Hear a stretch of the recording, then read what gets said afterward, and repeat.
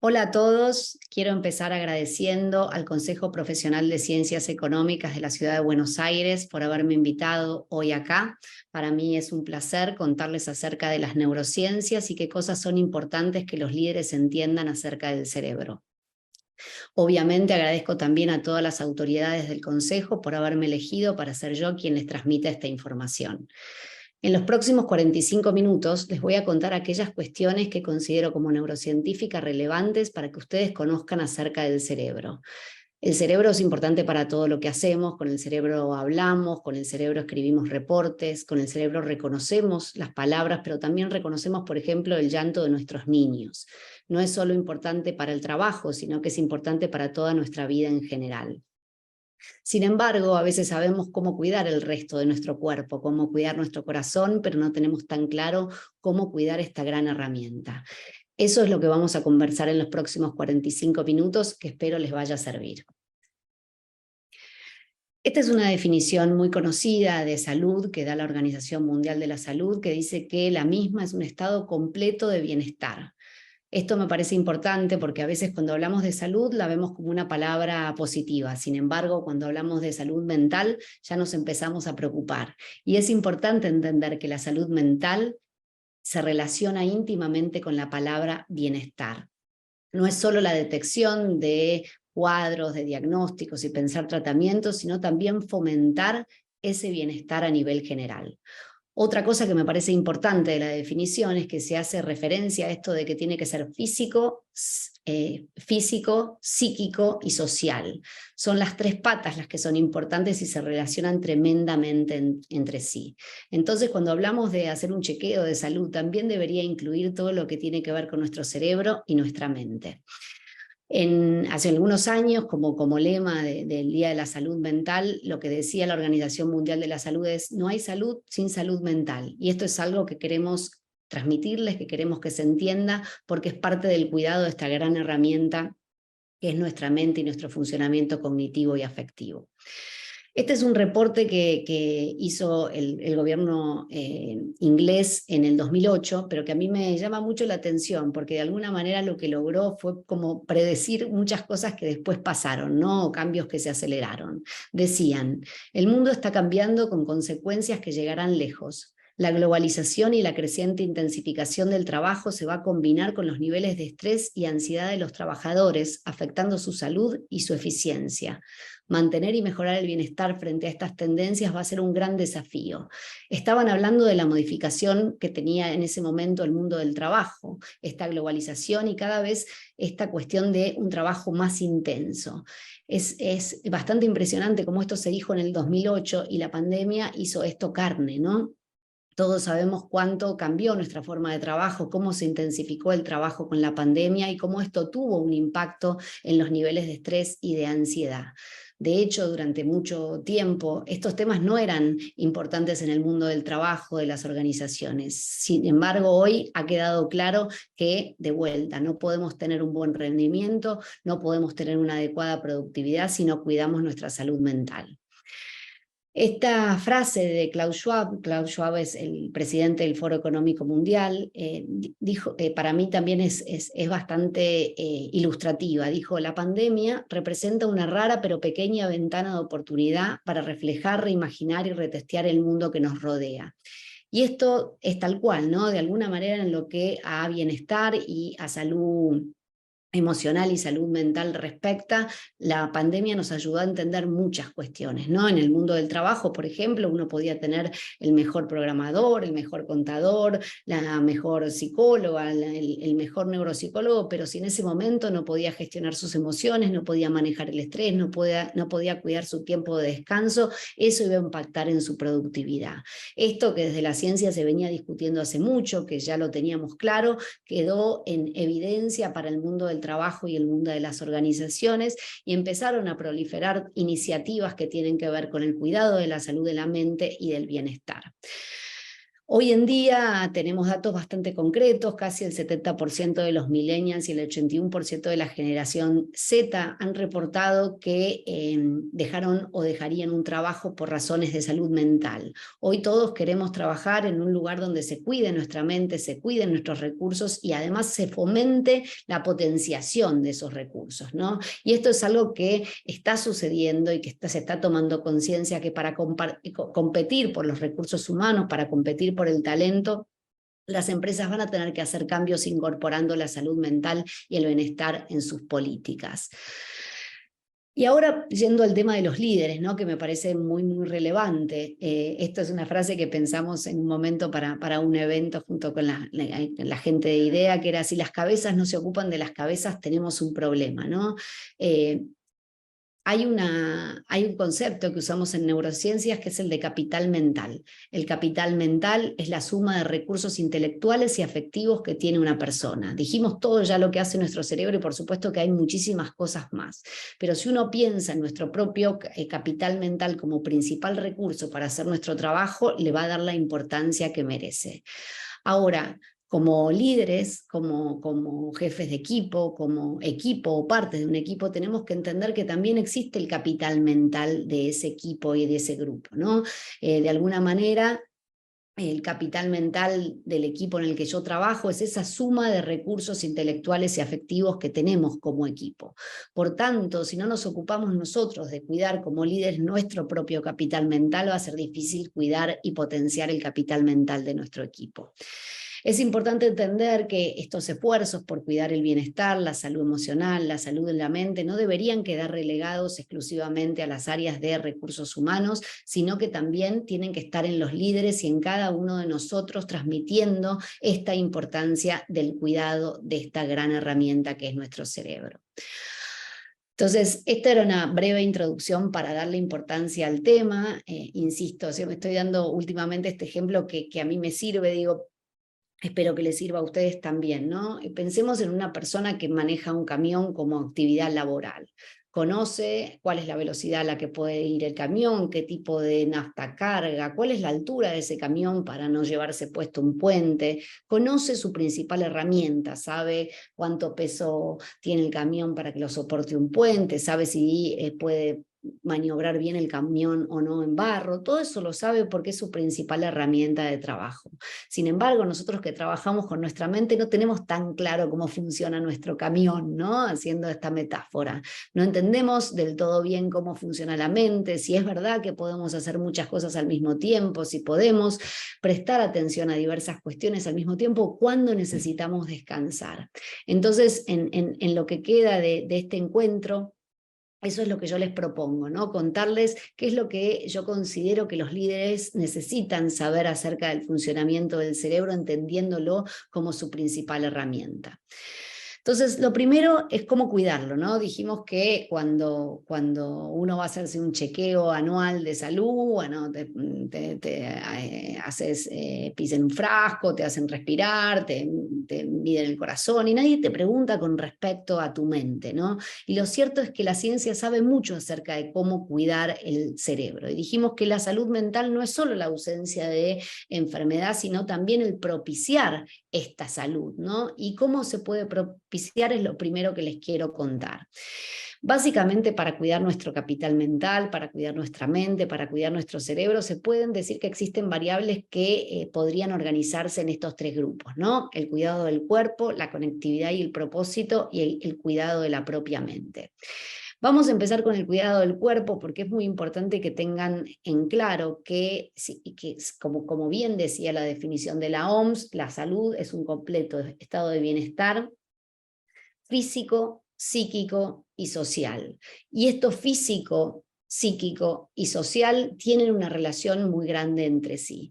Aquellas personas que tienen una mejor salud física van a tener también una mayor salud mental y un mayor bienestar. Y aquellas personas que tienen una mejor salud mental y un mayor bienestar van a tener menos problemas en su salud física. Entonces, esta es la primera relación que quiero dejar bien en claro y contarles cuáles son las cosas que con el cuidado del cuerpo ayudan también al cuidado de nuestra mente.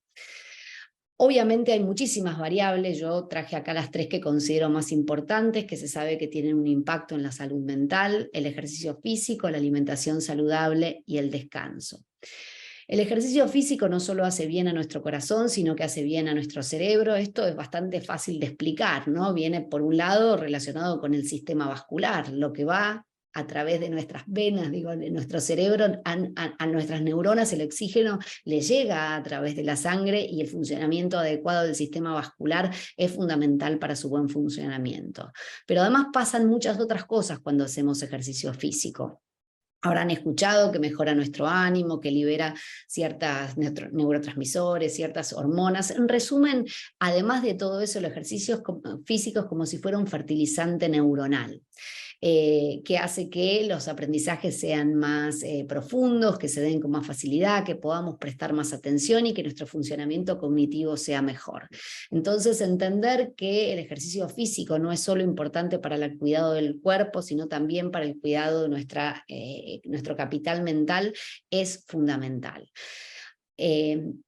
Obviamente, ustedes, si no hacen ejercicio físico, ya sabían que era importante, aunque sea para su salud física. La idea va a ser también contarles un poco cómo lograr estos cambios de hábitos en el caso de ser necesario, si es que todavía no tienen estas actividades saludables en su repertorio. Con respecto al tipo de ejercicio físico que se sugiere un ejercicio más de tipo aeróbico, al menos 30 minutos al día, y que esto se vuelva un hábito, ¿no? Vamos a ver, como decía, un poco más adelante cómo es este tema de los hábitos. Con respecto a la alimentación, es un poco lo mismo. Es fundamental para el sistema vascular una alimentación saludable, pero además hay ciertas cuestiones que es importante cuidar cuando hablamos de salud emocional y salud mental. Básicamente lo que se sugiere es esa dieta equilibrada, rica en frutas y en verduras, sin demasiada sal ni demasiadas grasas, todo lo que conocemos como una alimentación saludable. También entender que no siempre comemos porque tenemos hambre, sino que la mente y los procesos de pensamiento también afectan la manera en que nosotros comemos, y entender cómo funciona la mente va a ser también importante para llevar esa alimentación saludable. Habrán escuchado de dietas que se sugieren particularmente para la salud del cerebro, como por ejemplo la dieta mediterránea, ¿no? que es rica en pescados, en frutos secos.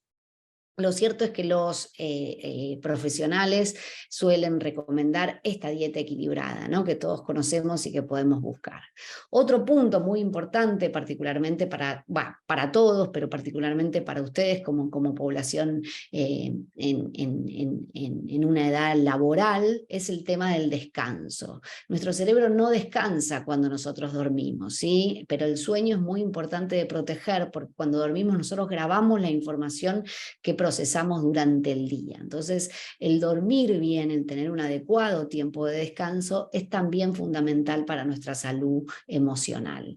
Básicamente, cuando dormimos mal, disminuye nuestro funcionamiento cognitivo, afecta nuestro ánimo, estamos más impulsivos, más irritables, nos cuesta más resolver problemas. Entonces, es importante que ustedes, como líderes, como futuros líderes, entiendan que estas 3 variables son fundamentales en nuestra salud emocional. Hoy en día los problemas de sueño son realmente muy frecuentes. La pandemia complicó bastante esta cuestión. El cerebro es como un gran lector de contextos, y esto de trabajar desde casa hace que ese contexto, que antes quizás estaba relacionado con otras actividades o con el descansar, ahora siga asociado al trabajo. Los problemas de sueño, como decía, son frecuentes, pero también hay tratamientos muy efectivos que se pueden utilizar. Si no duermen bien, es importante que apliquen lo que llamamos las medidas higiénicas del sueño, que las pueden encontrar en cualquier página, seguramente en la del Ministerio de Salud, pero en cualquier página de salud, las famosas medidas higiénicas del sueño, que tienen que ver con el consumo de cafeína no después de las 4 de la tarde, de qué momento es hacer ejercicio físico, el tener una rutina con respecto al descanso. Digo, hay muchísimas recomendaciones que podemos llevar a cabo que muy probablemente mejoren nuestra habilidad para dormir. Y en el caso de que no mejoren, es importante entender que se puede y que se tiene que hacer una consulta profesional.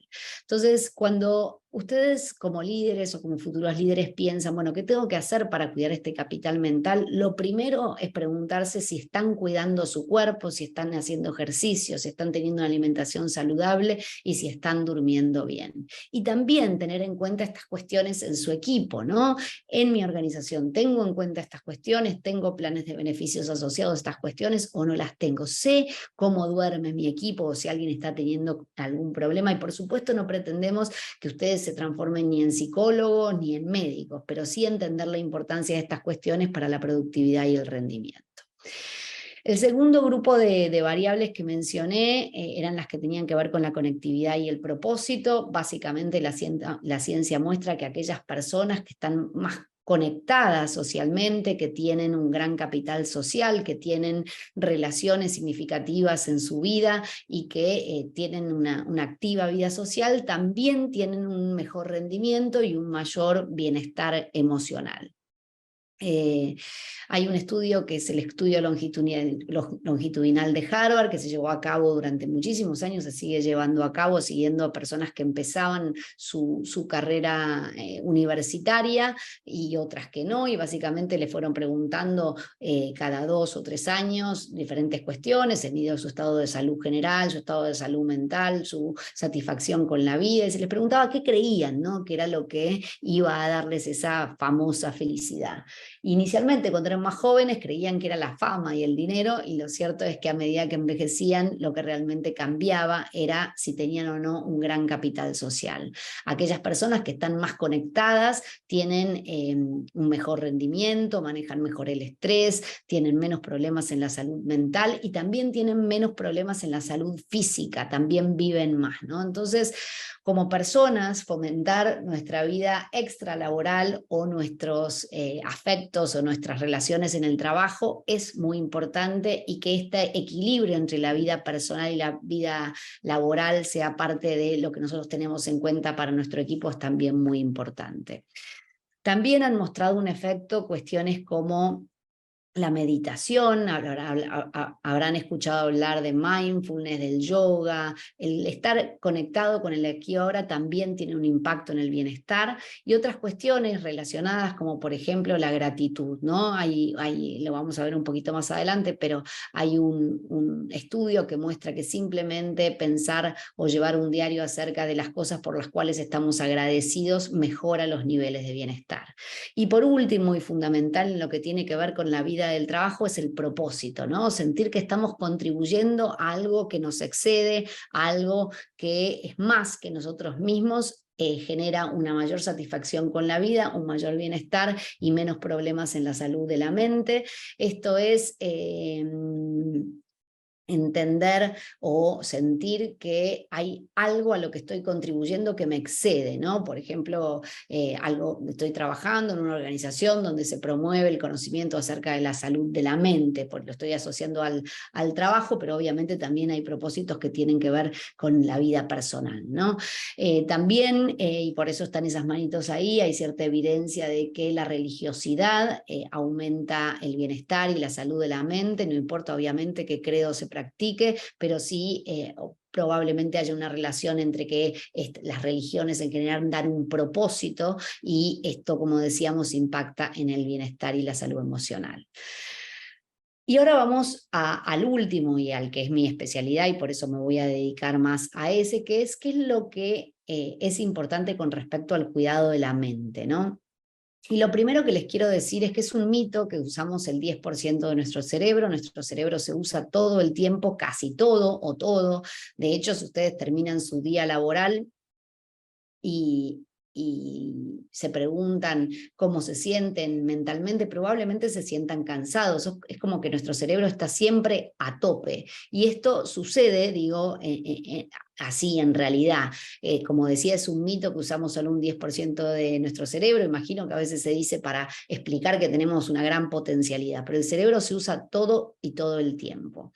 Y si bien el cerebro es un órgano maravilloso, digo, guarda aproximadamente 50.000 palabras, reconoce aproximadamente 5.000 caras, elige las palabras con una velocidad y una especificidad impresionante, como dijimos, tiene también la capacidad de reaccionar afectivamente, digo, las habilidades del cerebro son realmente impresionantes, pero lo cierto es que tenemos recursos limitados, que no son infinitas, ¿no? Estamos, por ejemplo, limitados en cuanto a la cantidad de cosas que podemos procesar simultáneamente. Yo no puedo estar haciendo lo mismo, esto que estoy haciendo ahora, al mismo tiempo que hago un cálculo y al mismo tiempo que escribo un poema, ¿no? Estamos limitados y ustedes me van a decir, bueno, Mariano, por supuesto que no, pero bueno, hay ciertas cosas que la inteligencia artificial ha logrado superar. También en cuanto a la cantidad de información que guardamos, por ejemplo, es otro punto en que la inteligencia artificial nos ha logrado superar, ¿no? Uno puede saber un montón de cosas, pero con los repositorios que existen a nivel virtual, obviamente nos han logrado superar. Y lo otro que estamos limitados es en la cantidad de tiempo que necesitamos para procesar la información. No podemos hacer un cálculo complejo en milisegundos, ¿no? Entonces, esto es lo primero que quiero transmitir, que el tercer grupo de variables es entender cómo funciona nuestra mente, esto que yo les decía de conocer nuestra herramienta, de conocer nuestro camión, saber cómo funciona nuestro cerebro para poder usarlo a nuestro favor. Entonces les decía esto, ¿no? Que el cerebro es un órgano maravilloso, que ya les dije varios ejemplos de la cantidad de cosas y habilidades que tiene, pero una de las cosas que a veces no tenemos en cuenta es que el cerebro tiene estos recursos limitados y esto tiene que ver con la energía, ¿no? Si bien dije que la inteligencia artificial nos ha logrado superar en muchísimas cuestiones, lo cierto es que todas esas máquinas, Watson que le gana a Kasparov al ajedrez o que gana programas de preguntas y respuestas, consumen mucha energía. Nuestro cerebro funciona aproximadamente con 24 watts. Es menos que una computadora de escritorio o que una heladera con freezer. Y miren todo lo que podemos hacer. Pero como sus recursos son limitados, hay que aprenderlos a usar y eso es lo que yo quisiera transmitirles en el próximo rato. Vamos a hablar de diferentes temas. Vamos a empezar con la atención, porque la atención es la capacidad que tiene nuestro cerebro de focalizar nuestro recurso intelectual, de focalizar nuestro proceso cognitivo. Esta es una definición más romántica que dio William James, uno de los padres o uno de los próceres, por decirlo de alguna manera, de la psicología, pero que también sirve para entender qué es la atención y cómo tiene relevancia en nuestro día a día. Dice, es el tomar posesión de la mente en forma clara y vívida de uno entre varios objetos de trenes de pensamiento simultáneos. El tomar posesión de la mente, es decir, de nuestro recurso cognitivo, en forma clara y vívida de uno entre varios objetos o trenes de pensamiento simultáneos. Muchas cosas pasan a mi alrededor, está el ruido de la calle, están mis preocupaciones, está la charla que tengo que dar, está una luz que se prende, son muchos los procesos de pensamiento simultáneos que podrían captar mi atención. La capacidad de atender tiene que ver con elegir uno de esos varios objetos o trenes de pensamiento simultáneos. Me gusta esta analogía que usa con respecto a los trenes, ¿no? Porque de alguna manera me imagino como trenes que van, pasan y uno tiene que quedarse con uno. Estás dando la charla, María, tenés que concentrarte en esto y no irte tras tu otro tren de las preocupaciones o tu otro tren del ruido que hay de la calle o tu otro tren de la luz que aparece, ¿no? Es tomar posesión de tu recurso intelectual, cognitivo y elegir un tren de pensamiento o un objeto particular. Y este es otro punto que me parece que es interesante, implica eliminar algunas cosas para ocuparse efectivamente de otras. Tengo que ignorar esos otros trenes para poder hacer lo que estoy haciendo ahora efectivamente, ¿no? Tengo que poder eliminar esos ruidos, eliminar esas preocupaciones o por lo menos sacarlas en este momento de mi foco de atención. Más allá de eso, obviamente, tanto en el trabajo como en la vida personal, esto es cada vez más difícil, digo, hay muchísimas cuestiones que están compitiendo por nuestra atención, calculo, digo, que aquellos que estén acostumbrados, por ejemplo, a realizar reuniones virtuales, en general tenemos, ¿no?, la pantalla donde está la reunión, pero en otro tenemos abierto el web WhatsApp, en otro tenemos abierto el mail, en otro tenemos el calendar o el calendario, ¿no? todo el tiempo, y aparecen notificaciones, y te llega una notificación del teléfono, lo que fuera, ¿no? Y estas distracciones se llevan gran parte de nuestra atención, y de hecho hay datos que muestran que el 47% del tiempo que estamos despiertos, estamos pensando en algo distinto a lo que está pasando, lo que estamos haciendo, ¿no? Y probablemente a lo largo de, por ejemplo, esta exposición, en algún momento su mente se haya ido a una preocupación, o hayan mirado su celular, y no estén realmente atendiendo aquello que están haciendo.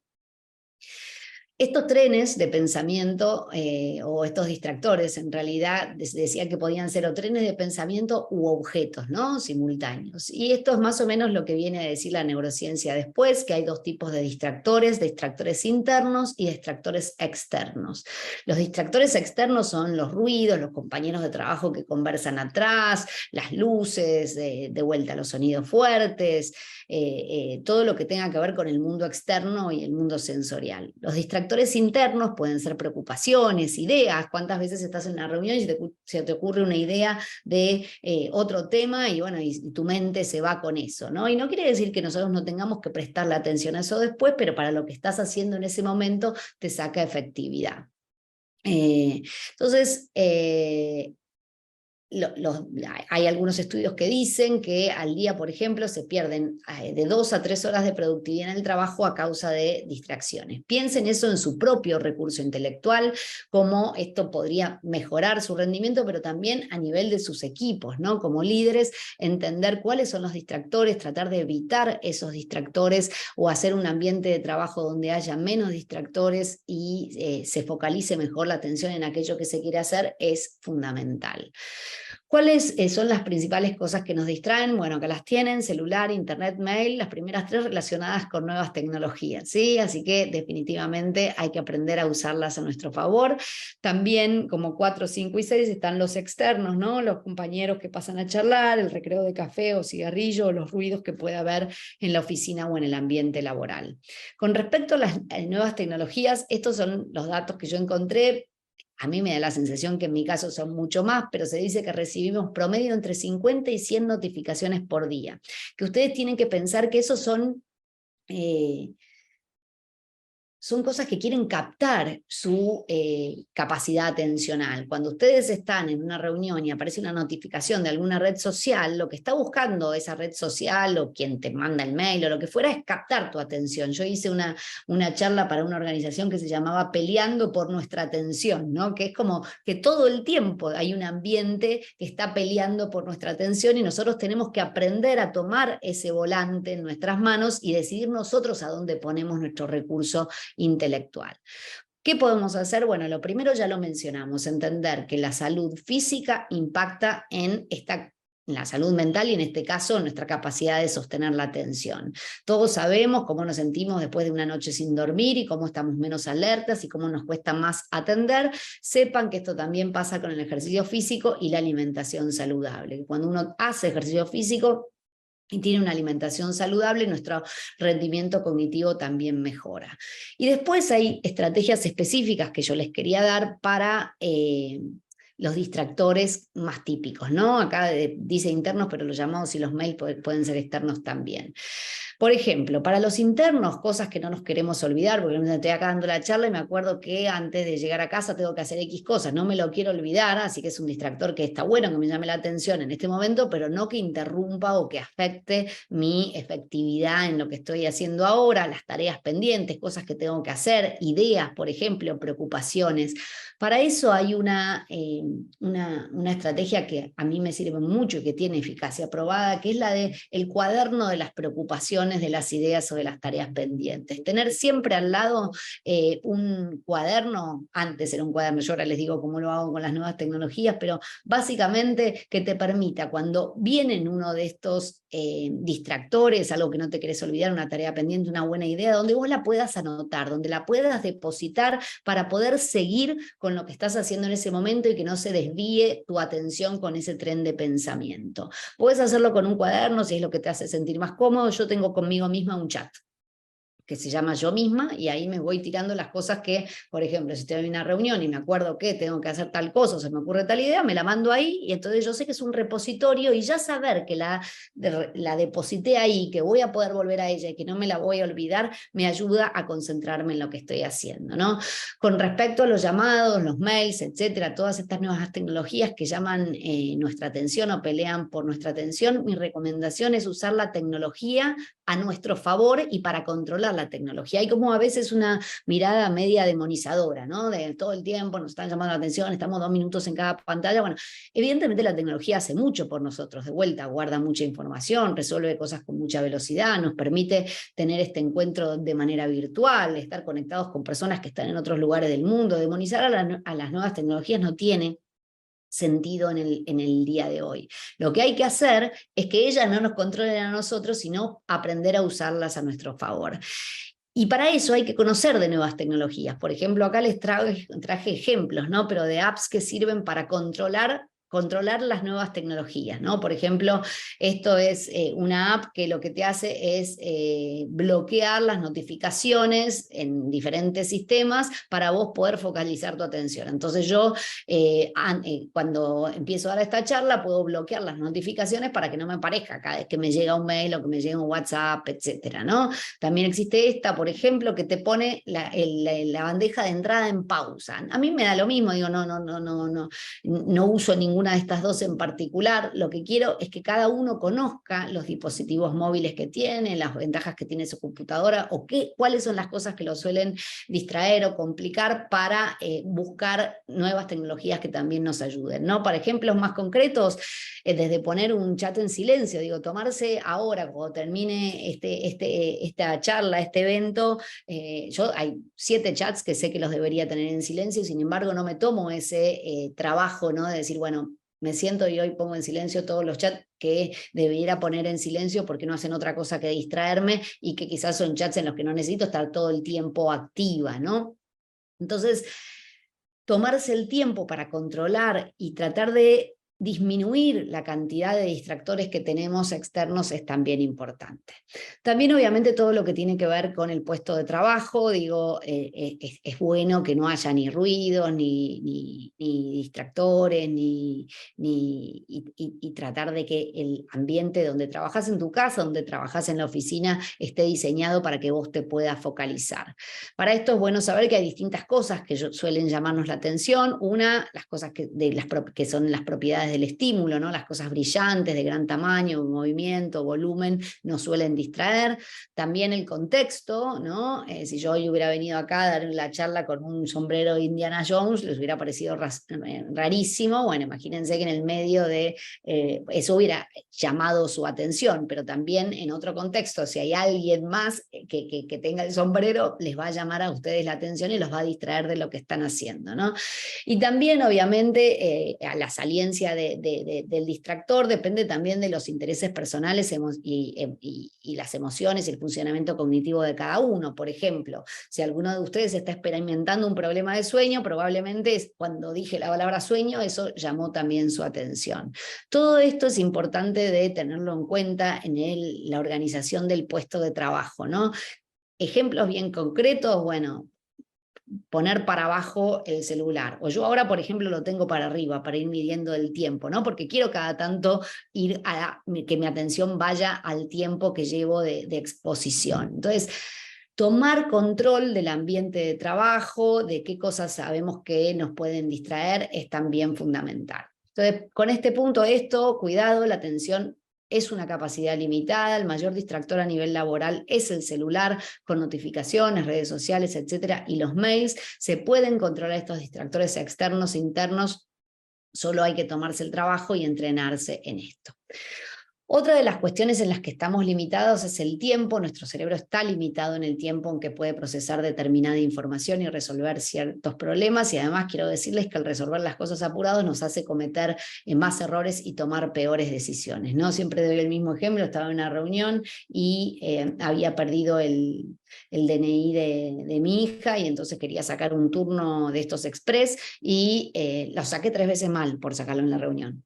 Algo que es un trámite que te lleva minutos, bueno, perdí mucho más tiempo por querer hacerlo simultáneamente con otras cosas, ¿no? Entonces, es cierto que nuestro tiempo es limitado y que nuestro cerebro no es particularmente rápido para tomar decisiones, por lo menos de las racionales, por tanto, también tener estrategias de manejo del tiempo, saber cómo podemos favorecer, qué tenemos que saber del cerebro para manejar mejor nuestro tiempo es fundamental. Y que es, obviamente, que el tiempo se tiene que organizar.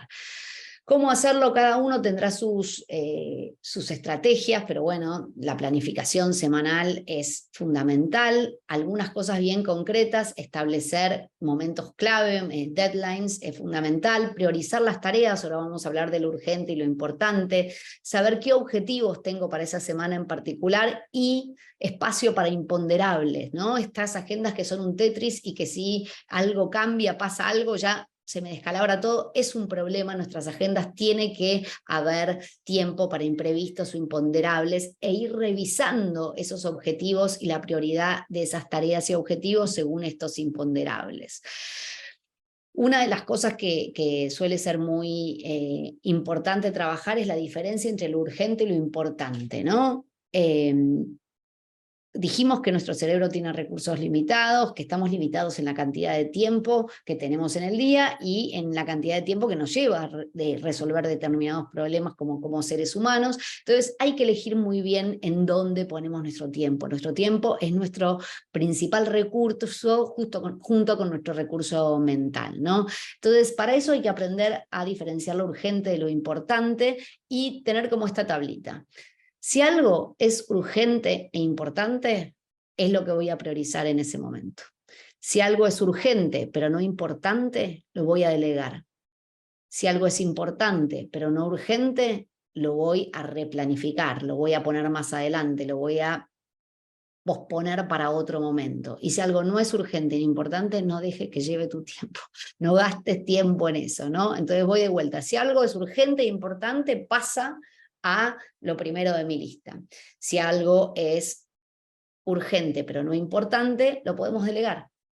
Si algo es importante pero no urgente, lo podemos planificar más para más adelante y tomemos conciencia de no gastar nuestro tiempo en las cosas que no son ni urgentes ni importantes. Y en esto les cuento una técnica que se dice que usaba Steve Jobs y que usa Mike Zuckerberg, que tiene que ver con no gastar tu tiempo en las cosas que no son para vos ni urgentes ni importantes. Ellos tienen una técnica de selección de vestuario, no sé si reconocen los vestuarios de ellos acá, se dice que tienen esta técnica para la cual no gastar tiempo en algo que no les parece urgente e importante. Entonces ya tienen como sus conjuntos prearmados y cada mañana agarran algo que ya saben que les gusta, que les funciona, que les es cómodo, que les es funcional y no están perdiendo el tiempo en qué se van a poner o no. Que si les puede parecer una pavada, pero si uno piensa lo que vale un minuto de las cabezas o lo que valía un minuto de las cabezas de estas personas, se entiende lo importante que es ahorrar esos minutos de tiempo. Y ojo, que si para nosotros es importante la manera en que nos vestimos o lo que fuera, está ok también. Lo doy como un ejemplo de pequeñas cosas que nos roban nuestro tiempo, que no son urgentes ni importantes. Voy de vuelta al ejemplo de los chats que no silenciamos. Yo tengo un chat en el que es el nombre de la escuela de mi hija, donde se proponen, no sé, gente que vende libros y que vende uniforme o lo que fuera, y no lo tengo silenciado, entonces pierdo algunos segundos en algo que no es ni urgente ni importante, y a veces algunos minutos en cosas que no tienen esa relevancia, esa urgencia. Entonces, con respecto a este segundo punto, el tiempo, recordarles que nuestros cerebros están definitivamente limitados en la cantidad de información que podemos procesar en un tiempo determinado. Cuando tenemos poco tiempo, se activa nuestro sistema de toma de decisiones que conduce al error. Cuando hacemos las cosas apurados, nos equivocamos más, y aprender técnicas para organizar el tiempo es fundamental para ustedes y para su equipo. Punto 3 de 4, el multitasking. Creemos que podemos hacer varias cosas al mismo tiempo. Esto es un mito también. Nuestro cerebro está limitado tremendamente en la cantidad de cosas que podemos hacer simultáneamente, y el hacer muchas cosas al mismo tiempo impacta negativamente en nuestra productividad y nos lleva a tomar malas decisiones y a equivocarnos. Ya les di el ejemplo de cómo esto sucede con las nuevas tecnologías, lo que me pasó a mí con el documento de mi hija, etc. Cuando decimos, bueno, como esto es fácil, lo hago al mismo tiempo, vas a tener más errores errores de tipeo, vas a sacar mal el turno, vas a sacarlo en un momento que finalmente no podías, o te vas a contestar mal una pregunta que te hacen en la reunión. Entender que el cerebro es bueno en hacer una cosa a la vez y no varias al mismo tiempo es fundamental. Así el multitasking nos lleva a cometer más errores, finalmente nos termina costando tiempo, nos hace menos productivos y además genera mayores niveles de estrés, ¿no? que es el último punto que quiero tocar. Finalmente, aprendemos menos cuando hacemos multitasking, ¿no? Cuando estamos con la cabeza en dos cosas a la vez, la información se procesa peor. ¿Por qué lo hacemos? Bueno, porque estamos acostumbrados, porque creemos que es necesario en nuestro ambiente de trabajo, porque nos da, ¿no? Nos libera, ¿no? Como, bueno, no voy a usar ese término porque no se relaciona con la parte científica que quiero transmitir, pero básicamente nos hace sentir como que es emocionante. Creíamos que nos hacíamos productivos, espero haberlos convencido que no. Además, como ya estamos en este mundo que todo el tiempo está peleando por nuestra atención, nos cuesta concentrarnos en una tarea, es como que no es suficientemente emocionante o desafiante y nos aburre estar haciendo la misma cosa por más tiempo. Creemos que los beneficios superan los perjuicios. Bueno, saqué el turno, que también me equivoqué 2 veces, pero lo saqué, o mandé el WhatsApp al mismo tiempo que mientras no sé, me conectaba para esta charla, y creo que no es tan grave tener errores de tipeo, pero bueno, muchas veces nos pueden llevar a tomar malas decisiones, como les decía, ¿no? Y a la vez, bueno, tenemos problemas para mantenernos desconectados de las nuevas tecnologías. Pero bueno, lo que dice la ciencia es que cuando hacemos multitasking, nuestra productividad baja hasta en un 40%. Entonces, ¿qué hacemos? Bueno, hay una técnica que a mí me gusta transmitir, hay muchas otras, pero esta es la que yo les propongo, que es la técnica Pomodoro, que implica tener intervalos de productividad, donde estoy focalizado en una tarea, y después intervalos de pongo ocio, porque es mirar las redes sociales, chequear el chat que les dije, mirar tus mails, pero sí como tener momentos en los que tenemos focalizados la atención. Cada uno podrá ir variando, en general son 15 de productividad y 5 de ocio, con eso se empieza, después se puede ir agrandando, pero van a ver que sabiendo, conociendo que su mente sabe que van a ir a eso, ni bien yo termine la charla o en 15 minutos les toca, etcétera, les permite focalizarse más en la tarea que están haciendo en ese momento.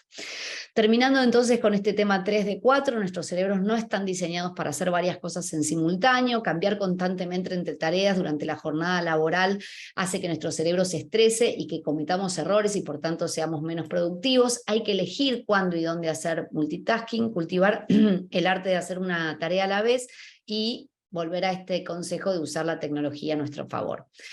Y por último, no quería dejar, cuando hablamos de qué tienen que saber los líderes con respecto al cerebro, no quería dejar de hablar de estrés. El estrés es un proceso que si bien tiene muy mala prensa desde un punto de vista neurocientífico, es un proceso normal que tiene nuestro organismo para prepararse un desafío, ¿no?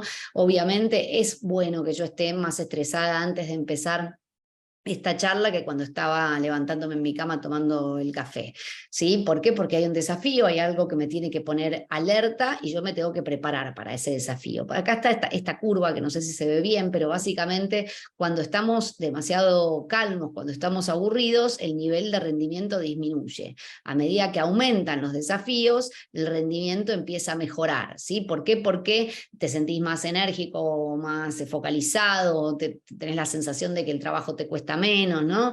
Ahora, en un momento, y ese es el estrés negativo o el estrés patológico, puede que haya una demanda del ambiente que yo siento que mis recursos no son suficientes para enfrentar. Si en el momento que estoy en esta charla me llega una notificación que me pide que busque a mi hija en el colegio, bueno, eso es algo que me excede, ¿no? Cuando hay un desequilibrio entre lo que yo siento que puedo hacer para responder a los desafíos y el desafío en sí mismo, la curva se va para el otro lado y aparece lo que nosotros llamamos el distrés o el estrés negativo, que nada, en el trabajo puede llegar hasta producir burnout, ¿no?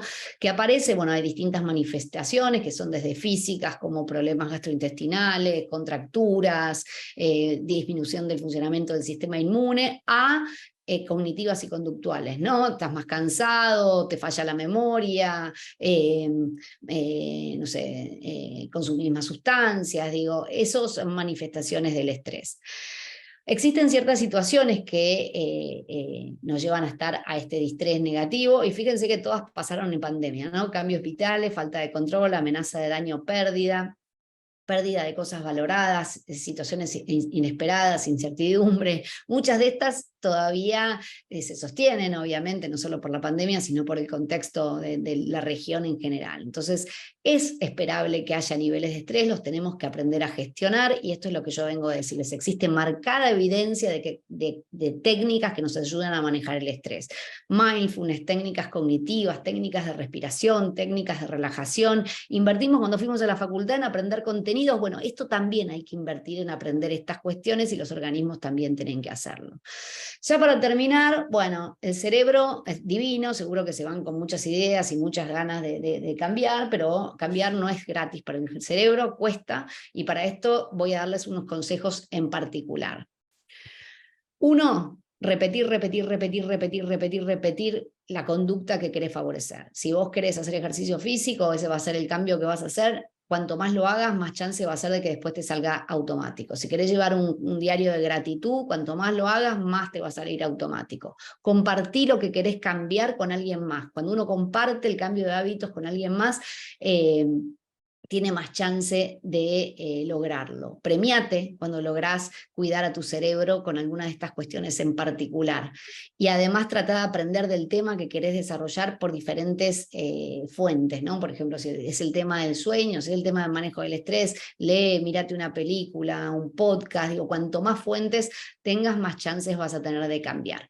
Entonces, para concluir, lo que yo quería transmitirles es, bueno, nuestro cerebro es nuestra principal herramienta, por lo tanto, como personas y como líderes es importante conocer cuáles son los límites de esa herramienta y cómo podemos hacer para favorecer su funcionamiento. Hablamos de que estamos limitados en la cantidad de información que podemos procesar y en el tiempo, y básicamente lo más importante que yo quería transmitirles es que conocer cómo funciona esta herramienta es fundamental para nuestra salud emocional, para nuestra salud física y también para nuestra productividad. Así que bueno, no les robo más tiempo, espero que les haya sido útil la información. Vuelvo a agradecer al consejo para esta invitación. Los invito si quieren saber de estas cosas, seguirme en las redes sociales, tanto de INECO como mi Instagram personal, que es mariaroca.nss. Que terminen muy bien la jornada.